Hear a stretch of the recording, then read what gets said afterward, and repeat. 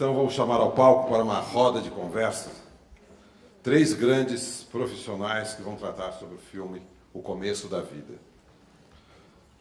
A primeira delas é graduada em Psicologia e Comunicação Social, possui especialização em psicoterapia breve e realiza atendimento clínico em consultório desde 1993. Exerceu a função de redatora publicitária durante 12 anos e hoje é psicóloga do Instituto Alana. É também colunista do site Envolverde. Eu chamo ao palco a senhora Maria Helena Maschetti.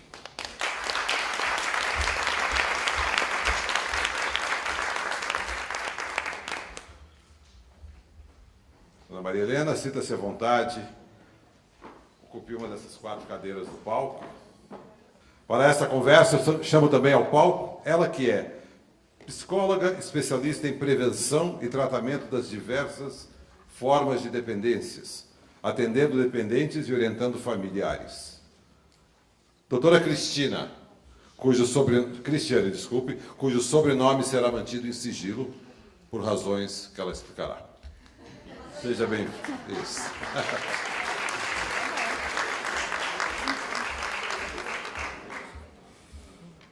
Para que essa conversa seja ainda mais gostosa, eu tenho a honra de chamar ao palco a fundadora do Instituto Empatia, que trabalha com famílias de crianças com síndrome de Down. Venha ao palco, por favor, senhora Mônica Xavier.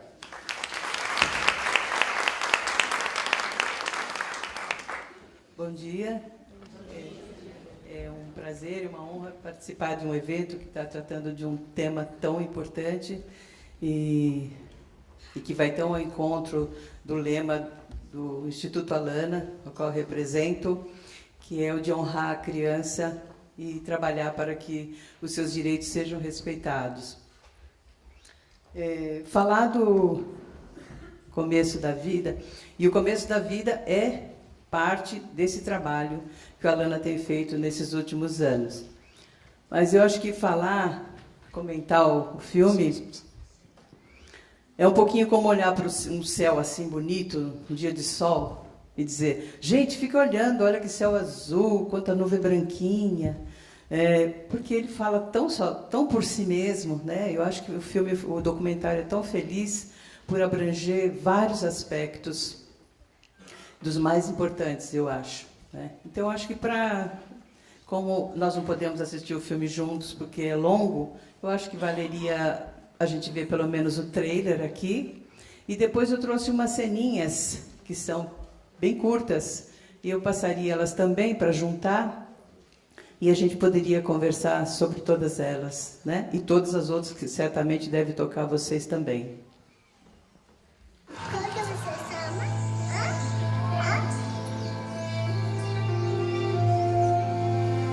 One of the things that we know is that babies are the best learning machines in the universe. They're the world's original innovators. Every second, the brain is making between 700 and 1,000 new connections every second. Che ogni bimbo che nasce è una specie di sorpresa per l'umanità. Eu vou até o céu quando vejo ele batendo palminha, cara. How does it feel to be human? This life, what is this? Se siente mejor. Me siento mejor, sí, gracias. If you do not listen to children, you lose out to them. Eu quero que eles saibam que eles têm uma voz e que eu estou enxergando eles, que eu estou escutando o que eles estão falando. Eu queria ser uma mãe mais presente. Eu queria poder escutar eles.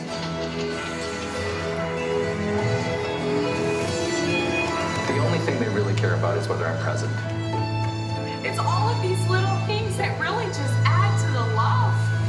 That love is an important part of the economy, which typically is not fully recognized in this society. When I talked to my former coworkers about becoming a stay-at-home dad, a lot of them were just like, why would you ever want to do that? Está formando a humanidade, cara. Como é que a gente pode pensar num mundo de paz, de colaboração, de bem-aventurança, onde o começo da vida não é levado em conta.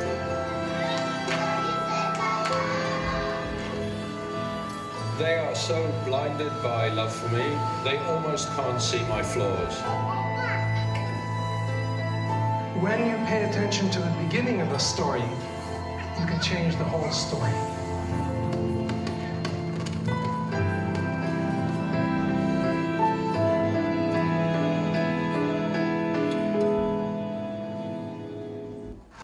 Na continuação, eu pensei também mais algumas ceninhas que a gente tinha no nosso arquivo, só para a gente complementar com alguns temas que chamaram também a minha atenção.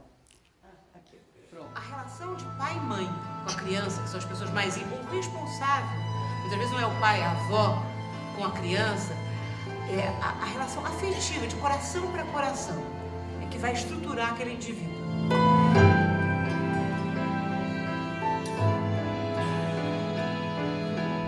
The mother, this whole notion of the human capital invested in the child, the greatest part of which is the mother's, that love is an important part of the economy, which typically is not fully recognized in the society. O que eu quero fazer para meus filhos, eu quero enxergar eles. Eu quero que eles saibam que eles têm uma voz e que eu estou enxergando eles, que eu estou escutando o que eles estão falando. Eu queria ser uma mãe mais presente, uma mãe mais carinhosa. Eu queria poder escutar eles. Acho que a partir do momento que abriu o olho, já tá sentindo o dedo da barriga mesmo, que já vai chutando. Vai, meu, esse espaço aqui tá ficando pequeno, cara.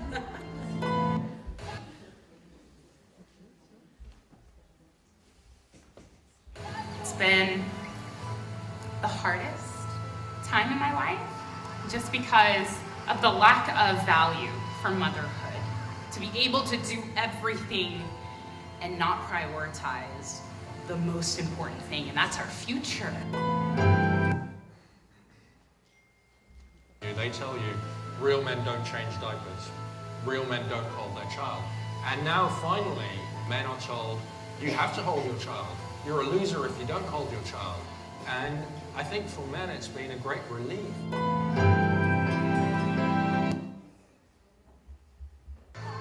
Poverty denies children a lot of their rights. There are a lot of children who don't go to school. We have out-of-school children. And if you do your research and look at the background, you'll find the family cannot even afford to put a meal on the table for that particular child. So the parent will be wondering, do I put food on the table for this child? Or do I pay, or do I buy school uniform? We see negligence when children are left alone. They're not spoken to, they're not sung, they're not held, they don't feel love. There are so many forms of negligence. What happens, why negligence is so harmful for children, is because a child's environment helps the child become who they are.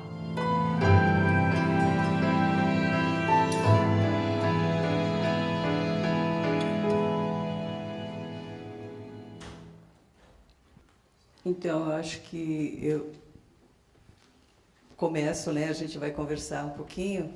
Eu elenquei essas cenas, que são as que mais me tocam, porque a importância da pessoa que cuida do bebê, né? Como o Winnicott, psicólogo que dedicou sua vida inteira a conhecer e compreender a alma infantil, o primeiro espelho da criatura humana é sua mãe, né? É a sua voz.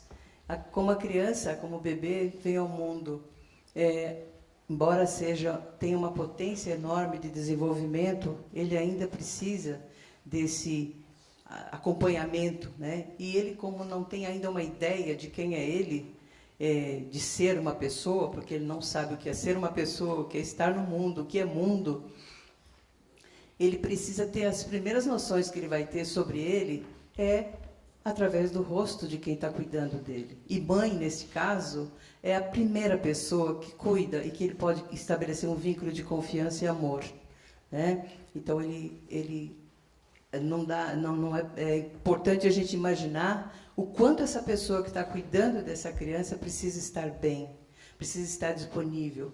Porque os pais, as primeiras pessoas que cuidam e com quem a criança estabelece um vínculo, elas representam o mundo, né? Quantas vezes a gente não ouve alguém dizer: eu estou com o saco cheio desse mundo, estou cansado desse mundo. Às vezes, esse mundo está representando alguém lá no nosso passado. A forma como a gente foi apresentado ao mundo, né?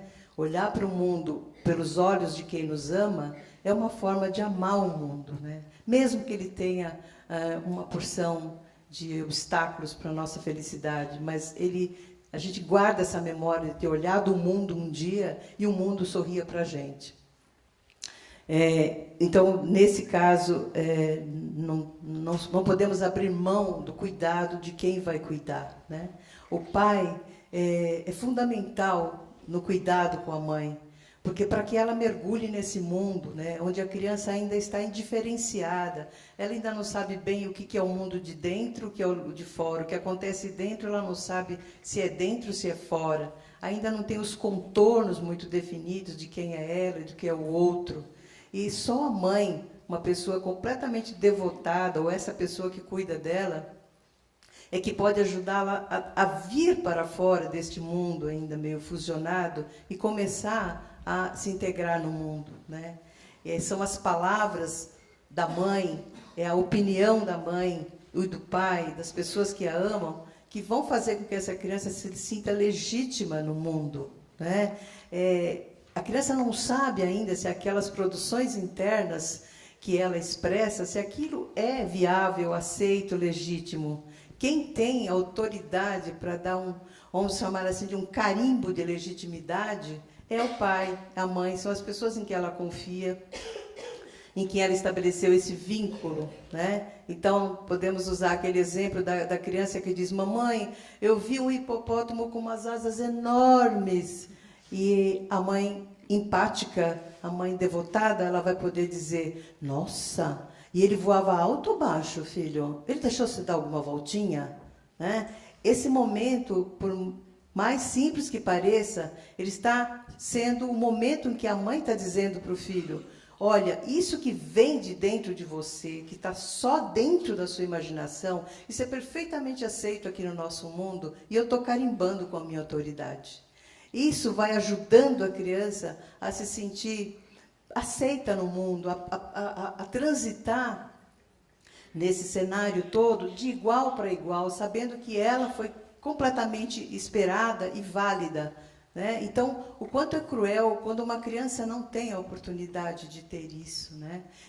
Uma criança que perde esse momento, é cruel que uma criança não possa viver esse momento. Como a gente viu cenas duras de crianças que, com certeza, não têm nem tempo, nem condições de pensar nesse momento tão nessa imaginação, de trazer para o mundo real alguma coisa que está lá dentro dela, né? Quando a gente tem que só lembrar que quando uma criança está falando de alguma coisa que está na imaginação dela, ela não está fazendo de conta que está pensando. Quando a Catarina, ali do começo do trailer, ela fala com a Flor, pergunta para a Flor qual é o seu nome, a Flor, e ela diz: a Flor respondeu para mim, né? Não é que ela está dizendo assim: olha, eu estou fazendo de conta que eu falo com a Flor e estou fazendo de conta que eu ouvi a Flor. Não, a Catarina ouviu a Flor.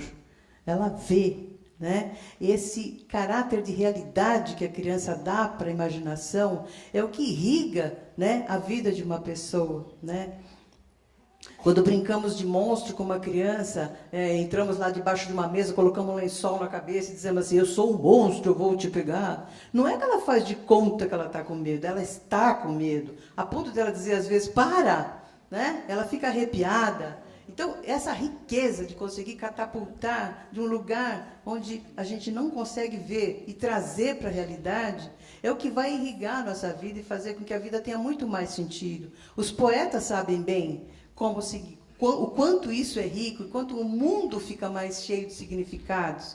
Uma pessoa que não teve isso na infância, e ela cresce desacreditando, né, dessa beleza toda, ela vai se tornar possivelmente uma pessoa triste, chata, deprimida, muito concreta, eu aqui, é só isso, a limitação é muito grande, né? Então, não é justo que percamos um tesouro deste e que vai tornar a nossa vida, a nossa existência muito mais prazerosa, né? Só lembrando mais uma coisa, que se dedicar ao mundo, ajudar o outro, estar disponível para fazer mudanças, também começa na infância. Porque quando a criança brinca, ela não sabe que o que ela está fazendo é brincar. Ela faz o que ela quer fazer, o que ela é impelida a fazer. O desejo de procurar, a naturalidade com que ela acorda, com que ela curte o mundo, com que ela vê as coisas, é inato dela, né? Então, mas para que a criança se entregue nessa busca, se interesse por um cisquinho e fique pesquisando,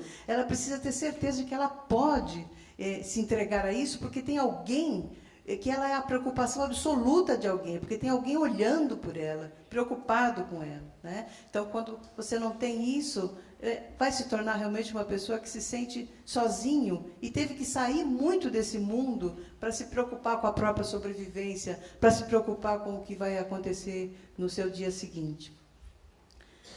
Depois eu falo mais, que não vou parar. Por quê? Bom, o que eu acho também importante a gente lembrar é que quando a gente fala desse cuidado que a mãe precisa ter para poder se devotar ao filho, é importante saber que alguém tem que cuidar dessa mãe para que ela mergulhe nesse mundo com a criança, para que ela entre nesse mundo tão fusionado dela e faça companhia, né? A gente vê que o bebê, às vezes, está só treinando a vida e a mãe é aquela que consegue olhar para ele e dizer: não, você está falando com a mamãe, coisa linda, ele está me respondendo.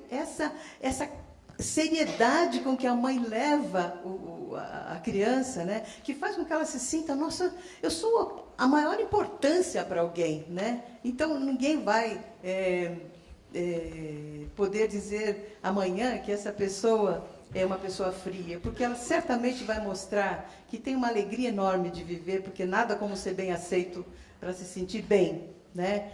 Então, para isso, o pai precisa dar esse holding para a mãe. Ele precisa se acalmar também, porque às vezes é frustrante para o pai, né? A pessoa que faz, às vezes, daquele que vai buscar o suprimento enquanto o outro cuida do bebê, só ele que não tem participação. Não, a participação dele é fundamental, porque se ele não der esse apoio, esse holding, para que a mãe fique tranquila, para que a mãe esqueça dos problemas e fique só voltada no bebê, ela não vai poder fazer. Ele que providencia todo esse apoio, esse holding em volta dela, né? Mas a gente tem que pensar que quem cuida também precisa ser cuidado, né? Por isso, a licença paternidade é uma coisa urgente, fundamental. O pai não pode ficar separado dessa questão, né? E a criação do filho não pode ser uma coisa menor, um trabalhinho tipo difícil, chato, mas que alguém tem que fazer, porque o trabalho profissional lá fora é o que importa, né? Se a gente for pensar desse jeito, a faxina da casa também né? E só que nós estamos falando de uma pessoa que é fundamental para o futuro da humanidade, né? Então, as empresas, o governo, o Estado, todo mundo tem que pensar isso, que quando um homem diz, tem que ir para casa cuidar da minha mulher, ele tem que ir, sim. Não existe investimento no mundo maior do que o futuro da humanidade. O que adianta se não for cuidarmos do começo da vida? O que mais interessa? Comprar um carro novo, uma casa, ir para Marte? Mas nada faz sentido se a vida não for preservada. Então, esse homem também precisa ser olhado e ser cuidado. Eu falo esse homem, essa mãe, sempre as pessoas que estão na linha de frente cuidando desse bebê, né? Eles têm que ser uma dupla dinâmica na criação da criança, né? Tanto que tem uma cena no filme que a mãe diz assim: a primeira coisa que eu aprendi foi nunca dizer, meu marido, eu aprendi logo com o tempo a não dizer, meu marido, me faça um favor. Né? Nenhum marido, ninguém que está ao redor está fazendo um favor de ajudar aquela mãe. Todos somos responsáveis por criar aquela criança, né? Então não é favor nenhum. ajudar e fazer com que ela seja uma criança amparada e se sinta bem. E a outra coisa que é importante a gente pensar, criança não é um ser mais ou menos incompleto, uma pessoa inacabada, né?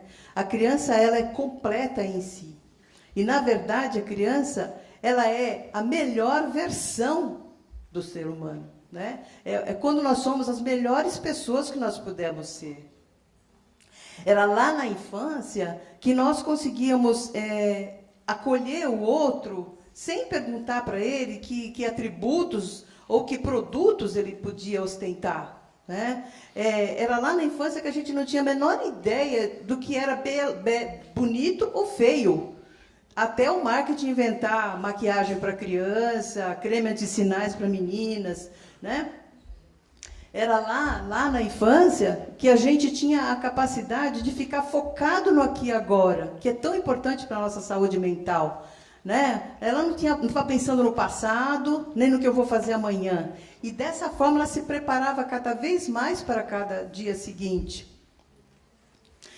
E é lá na infância que a gente tinha essa capacidade que eu estava falando, de buscar lá num lugar, né, na imaginação, alguma coisa não vista e transformá-la em realidade, dando um sentido, uma beleza, um colorido muito maior para a nossa vida, né? Lembrando o que diz o grande poeta Manuel de Barros, ele diz assim: de tudo que eu invento, só 10% é mentira. Não existe uma verdade maior do que aquilo que vem de dentro da gente, que só a gente pensou, que só a gente criou, né? Agora, a gente imagina, quando uma criança está sozinha, por ela mesma, abandonada, quantas oportunidades ela está perdendo de alguém legitimar essas criações e dizer para ela: nossa, quanta coisa você tem dentro de você, que universo, como você tem coisa para dar para este mundo, né? Então, não tem como a gente não pensar em todas as formas de cuidado que a gente deve ter com uma criança, né? E no finalzinho eu também falo mais alguma coisa, porque eu trouxe uma falinha também da mãe da criança, né? Que é a Stella Renner.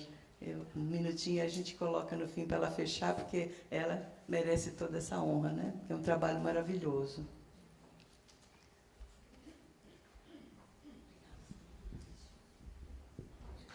Maria Helena, obrigada pelas palavras. Eu queria ouvir as ideias todas, mas, enfim, eu tenho uma ideia para contribuir, pegando o gancho dessa questão de legitimar a criança, no exemplo do hipopótamo com asas, né, que a gente chama na área técnica, que é confirmar o filho, né, confirmar a criança, como isso é importante. Né, quando a criança planta bananeira na piscina, olha mamãe, olha papai, né, como isso é importante, tudo começa daí, não é mesmo? Então, assim, eu tenho um trecho do filme, o filme está disponível na internet, em várias plataformas, Netflix e outras mais, para o público em geral. Para quem não assistiu, vocês viram alguns trechos que a Maria Helena trouxe, eu vou contar um trecho, e daí eu espero que vocês fiquem curiosos para assistir e vou trazer uma ideia. Eu pedi para não dizerem meu sobrenome, porque dessa vez eu vou usar meu sobrenome com gosto, né? Porque meu nome é Cristiana Renner e todo mundo me pergunta se eu sou dona das lojas Renner, e a resposta é não. E às vezes querem me provocar e me chamam de Cris C&A, né? Pois é. Mas dessa vez eu vou usar com gosto. Eu realmente sou prima da Stella, a gente cresceu junto, em alguns momentos mais próximos, outros nem tanto. Teve uma cena que eu, assistindo agora, eu me lembrei para contar para vocês, pediram para eu contar, então eu vou contar um pouquinho da Stella. Há um momento que ela tem hoje ela tem 3 filhos, eu tenho 2, e quando ela tinha ainda 2, um bebê, que é o Lucas, eu também tinha uma filha bebê e um pouquinho mais velho de 4 anos, e nós fomos ao clube, lógico que sem babá, porque é o nosso jeito de cuidar de filho. Só que a gente vive em alguns universos aqui em São Paulo que muita gente tem possibilidade, acaba tendo, usa babá, motorista e tudo mais, mas muitas vezes acaba terceirizando o cuidado dos filhos, né? Algumas pessoas não têm opção, mas algumas pessoas acabam fazendo isso. Bom, enfim, Isso é um tema para uma outra conversa. Mas o fato é que a gente foi para o clube e foi um dia muito divertido, né? E às vezes a gente encontrava algumas pessoas e falava, cadê a babá, né? Que babá? Tem coisa mais gostosa, né? Que ir para o clube, brincar na piscina, brincar na areia com os bebês, e faz cocô, e vai trocar fralda e tudo mais. Mas o fato é que esse era um dia de clube normal, gostoso, divertido e tudo mais. Mas tem os momentos em que nós, pais, nos deparamos com os desafios, né? Com aquele momento da escolha. E tem um trecho muito interessante, que é um trecho até que eu uso muito nas minhas pesquisas e trabalhos e tudo mais, que é um pai, provavelmente é um pai europeu de uma criança. Eu chuto que a criança deve ter 3 anos, não mais que isso. Ele está com a criança deitado na cama conversando, né? E uma conversa que eu chamo de conversa de adulto, né? Às vezes alguns pais falam, mas meu filho vai entender isso que você está falando, quando a gente está falando de um filho de 15 anos, né? E ele fala para o filho de 3 anos o seguinte, filho, você pode descer agora para brincar, mas se você se comportar, porque você está cansado, você está com sono. Se você não se comportar, você vai ter que subir e vai ter que descansar um pouco, né? Eu talvez não esteja contando exatamente, mas a ideia é essa. E a criança está lá ouvindo, né? Então, qual é a ideia, filho? Vamos lá, você desce com os outros, brinca e tudo mais. Se você aprontar a brigar e tudo mais, eu estou entendendo que você está cansado e eu, pai, vou colocar um limite nessa situação e vou pôr você de volta para a cama. Com isso, esse pai está ensinando esse filho que ou ele dorme, ou se descer, ele vai ter que descer e seguir as regras do ambiente cordial familiar, né? Lindo, maravilhoso, mais brilhante ainda para um filho de 3 anos, né? Mas a questão, do ponto que eu gostaria de trazer, é que é o seguinte, é lindo assim em um momento, mas a gente não faz isso sempre, né? Tem os momentos que quem está cansado somos nós, e nós vamos cometer uma série de erros. E como eu trabalho, muitas vezes, uma parte do meu trabalho, que foi meu doutorado, foi orientação de pais com filhos dependentes químicos, esses pais vinham com muito sentimento de culpa, né? Então era um sentimento de o que eu fiz errado para o meu filho se tornar um dependente químico. E o nosso primeiro trabalho era diminuir ao máximo essa culpa, porque nós sabíamos que era uma culpa totalmente inadequada, né? Houve um desenvolvimento de uma dependência por outros motivos e não dos pais, principalmente porque o jovem escolheu usar a droga, né? Então a gente procurava trabalhar com esses pais para tirar o sentimento de culpa e colocar uma ideia de responsabilidade. Só que essa responsabilidade, ela também tem limites. Então, eu procuro trabalhar 3 ideias com os pais. O que é sentimento de culpa, o que é e o que não é, muitas vezes a culpa inadequada. O que é responsabilidade dos pais, mas tem uma terceira ideia que eu acho super importante, que é nós entendermos o que nós não temos controle, né? Porque tem uma parte de herança genética, tem uma parte ambiental, e nós não temos controle de uma série de situações, na maioria das situações da vida dos nossos filhos. E daí, para finalizar, muitas vezes nós, os pais que nós trabalhamos, ficam analisando o passado para ver os erros que cometeram, e fica aquele sofrimento inútil, né? E daí a pergunta que eu faço para esses pais é, para que você está fazendo isso? Né? Se você estiver fazendo a análise do passado com o conhecimento que você tem agora, para tentar não errar no futuro, a gente até pode aceitar, mas tem uma questão, né? Vocês vão errar no futuro. Né? Então eu acho que a maternidade, a paternidade, uma das coisas que nós trabalhamos muito é ensinar os pais a saberem errar. Né? Ensinar os pais a saberem lidar com o erro, ensinar os pais a saberem que se eu tenho hoje um filho de 15 anos e ele fizer 16, eu não sei ser mãe de filho de 16, eu vou aprender a ser mãe de filho de 16. Né? Essa é a minha contribuição. Completando um pouco o que a Cris estava falando sobre a questão do pai e da mãe, eu trabalho atendendo mães que recebem um bebê que chega com deficiência.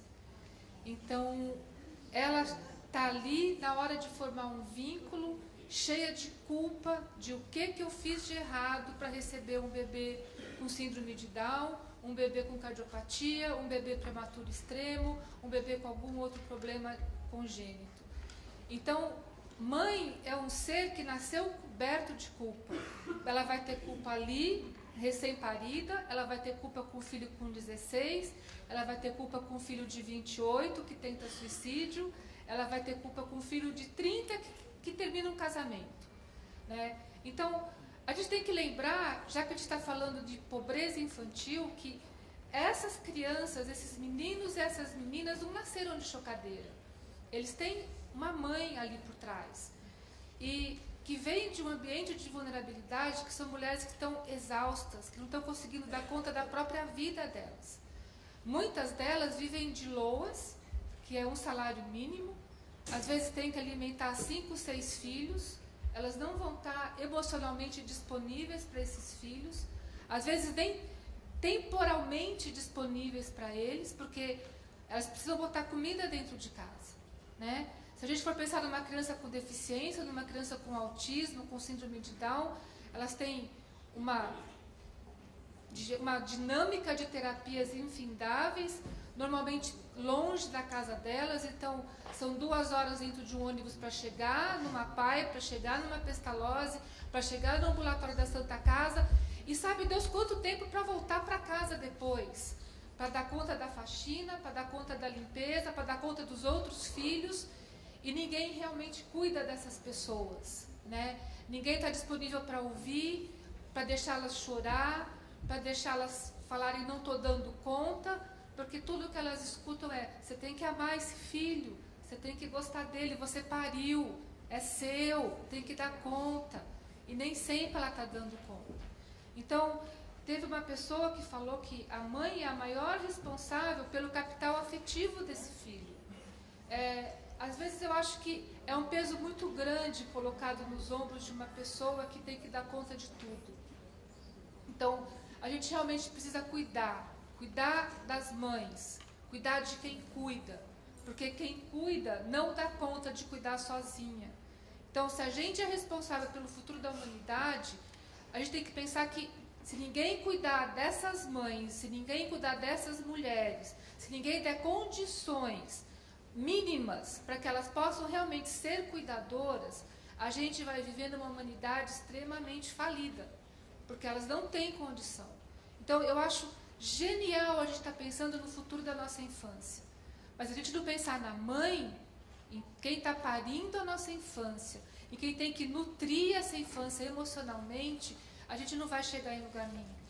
Eu acho que são 2 vieses que a gente tem que estar sempre juntos, que tem que caminhar sempre se intercedendo dos caminhos, para a gente conseguir caminhar junto. É quando a gente conversa escola e comunidade, escola e família, tem que trazer a família, tem que trazer a mãe, e não é trazer a mãe para culpar essa mulher pelo filho que é teimoso, pelo filho que é mal criado, pelo filho que não se comporta, pelo filho que isso, pelo que o filho... Não, é o que a gente pode fazer para que as coisas sejam menos pesadas, para que você consiga nutrir esse filho de afeto.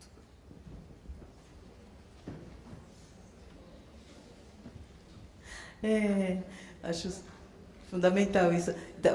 Quando você estava falando, eu estava lembrando, né? Quando eu estava na faculdade de psicologia, chegou um dia que teve uma aula profunda sobre o papel materno e sobre os traumas, sobre todas as coisas que a gente acumula, e aí uma aluna concluiu: professora, então quer dizer que todos os problemas da gente, a culpa é da mãe? Né? Aí ela disse, sim, tudo é culpa da sua mãe.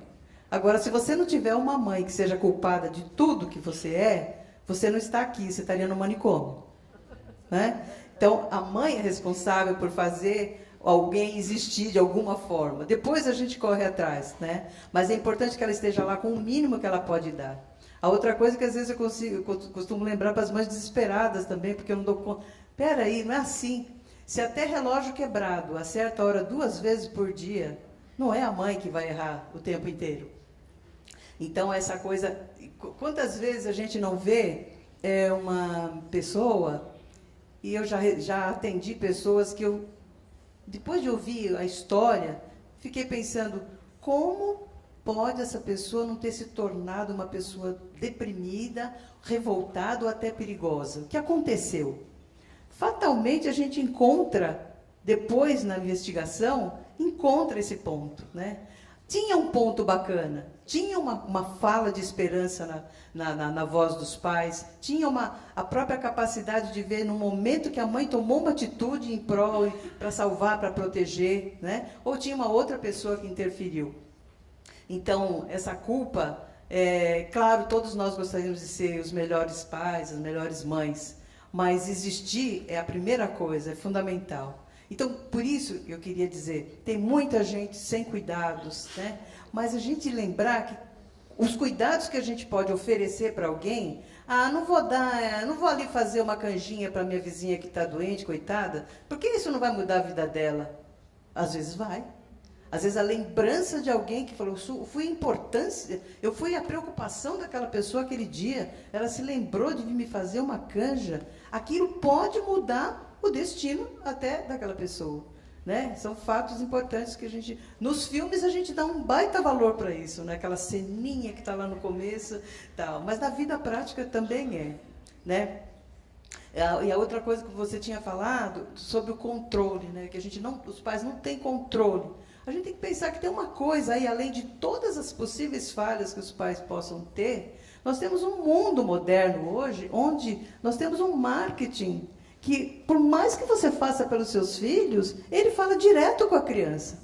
Não está perguntando para você, dá licença que eu vou falar aqui com o seu filho, que eu estou colocando na cabeça dele que ele precisa disso, precisa daquilo, que o bacana é isso, né? Ele fala com a criança na frente dos pais. E aí, fora de casa, então, você não tem controle nenhum do que essas crianças estão ouvindo, né? E sempre com uma voz muito persuasiva, como se fosse a voz da verdade, né? Então, é muita coisa ao redor que faz com que uma criança possa se descaminhar, né? E que não é responsabilidade só dos pais. Né? Bom, gente, na verdade eu nem ia sentar aqui, mas já que já tinha feito o convite inicialmente, eu resolvi aceitar. E resolvi aceitar porque, diante de tudo que foi falado, eu fiquei pensando em todas as falas e achei assim, muito importante o ponto de vista de cada uma de vocês e a contribuição que cada uma de vocês trouxeram. Primeiro pensando, se a gente olhar para essa plateia, a gente vai ver que 90% aqui é mulher. Levantem a mão os homens. Olha isso. E aí, sabe o que me fez lembrar? Há 2 anos, eu fui representando o Brasil numa reunião da Organização Mundial de Saúde em Washington, no National Health Institute on Health, e tinha eu representando o Brasil e mais umas 10 pessoas de outros países, Índia, Inglaterra e tal, e nos levaram a conhecer o Centro Nacional de Pesquisa em Saúde de Washington. E nos falaram e nos mostraram, e tinha um grande playground e salas de aula infantil. E eu perguntei, nossa, que interessante, né? Uma universidade com playground.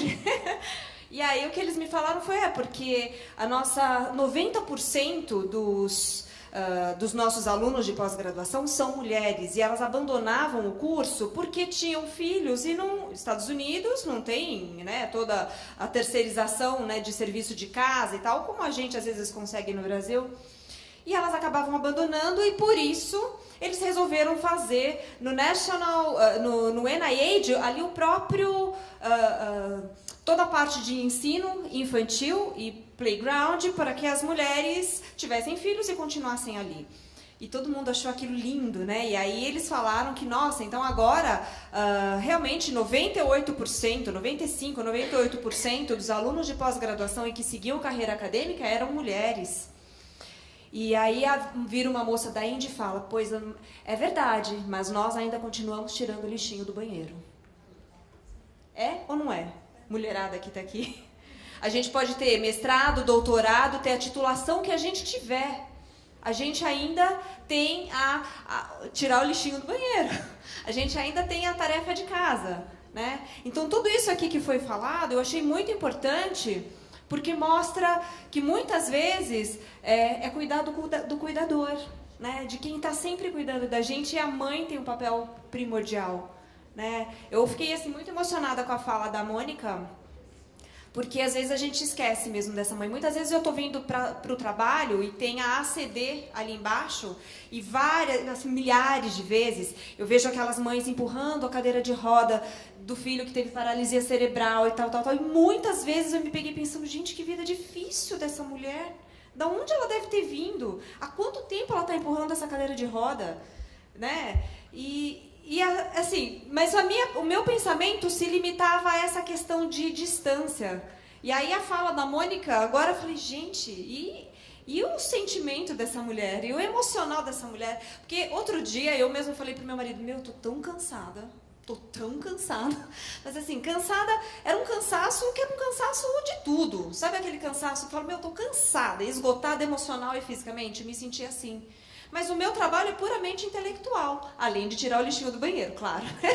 Mas é muito intelectual. Eu fico pensando, e essas mães, a gente tem realmente que cuidar do cuidador, né? A gente ter esse olhar. E o que a Cris falou também é muito verdade. A Cris foi minha aluna de doutorado, fico muito orgulhosa de ter ela aqui, e minha aluna de pós-doc agora. E ela falou uma coisa muito interessante, que é a questão do erro, né? E eu sei, eu vou falar uma coisa na condição de mulher, porque eu sei que é um coletivo, né? Aqui, esse meu pensamento. Eu me sinto muitas vezes girando pratos. E eu acredito que muitas de vocês também. Sabe assim, quando você está girando, aquele pratinho está parando, vai, né? Às vezes eu me sinto assim, certo? E a Cris, e muitas vezes eu me pego e falo, nossa, eu estou trabalhando muito, não estou dando a atenção que eu queria para o meu filho. Ou então os meus filhos, a minha filha, mãe, oi, claro, aí você quer falar que não, eu estou inteira aqui, né? Porque a gente também tem aquela culpa, né? Foi falado tanto aqui de culpa, você falou de culpa. Mulher, eu acho que é um ser que já nasce culpado. Do nada ele já acha que ele, né? Eu pelo menos. E aí, oi filha, você quer mostrar que você está inteira ali no negócio, né? Mas às vezes não tá. E não porque a gente não quer, né? É porque é tanta coisa para resolver, tanto pratinho para girar, para não deixar perder velocidade, que às vezes realmente cansa. E o que a Cris falou, a questão do quanto a gente muitas vezes se pega na culpa de, nossa, será que eu estou errando, eu estou errando. E aí você falou uma coisa, Cris, a gente vai errar mesmo, né? E, é verdade. Minha filha acabou de fazer 9 anos. É a primeira vez que eu tenho, bom, no caso dela é a segunda vez, porque o meu filho já tem 11, né? Mas é menino, olha, ela tá me defendendo, mas é menino, claro, né? Menina com 9 anos é a primeira vez que eu tenho, certo? Então, a gente a cobrança tem que diminuir e a gente aprender a servir uns aos outros, né? A gente tem que aprender isso, porque a nossa vida é tão no giro automático que a gente esquece que a gente tem do lado um amigo, fazer a canjinha, né? Aprender a servir as pessoas, né? O que você está precisando, o que eu posso te ajudar, no que eu posso aliviar teu peso. A gente tem que aprender a fazer isso, né? Então eu acabei pegando o microfone mais para falar isso, porque a quantidade de mulherada aqui, eu falei, acho que esse sentimento não é só meu. Parabéns, foi ótimo, super obrigada. Cris. Eu acho que o mínimo que eu gostaria de fazer é trazer a mãe da criança, que é o começo da vida, para falar um pouquinho com vocês, e depois eu faço só uma consideração.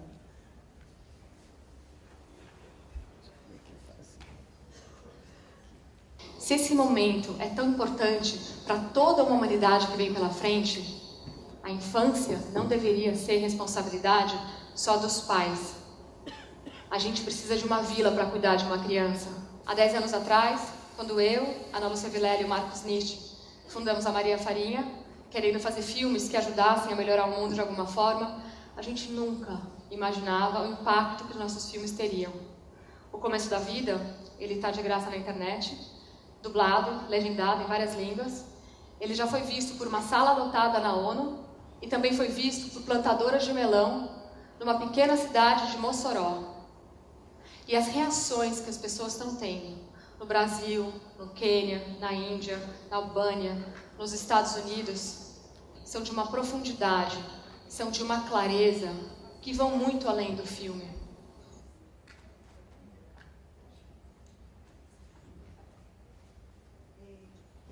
Então, só para encerrar o meu pensamento aqui, Eu gosto muito dessa frase, se mudarmos o começo da história, mudamos a história toda.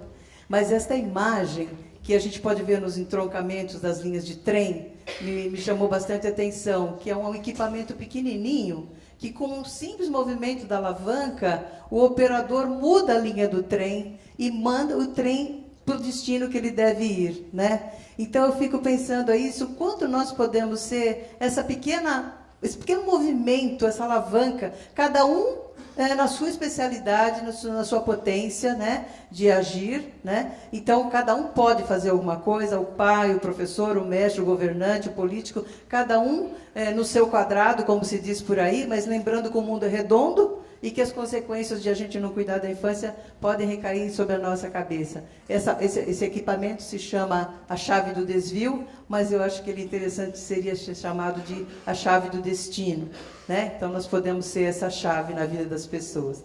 Muito obrigada.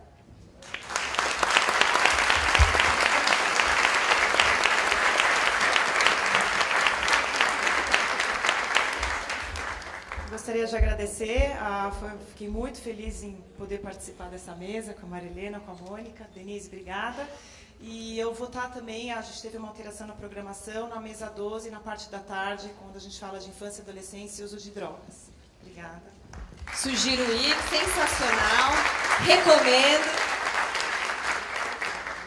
Muito obrigado a vocês, Mônica, Cristiana, Maria Helena e Denise, pela contribuição de vocês nessa manhã.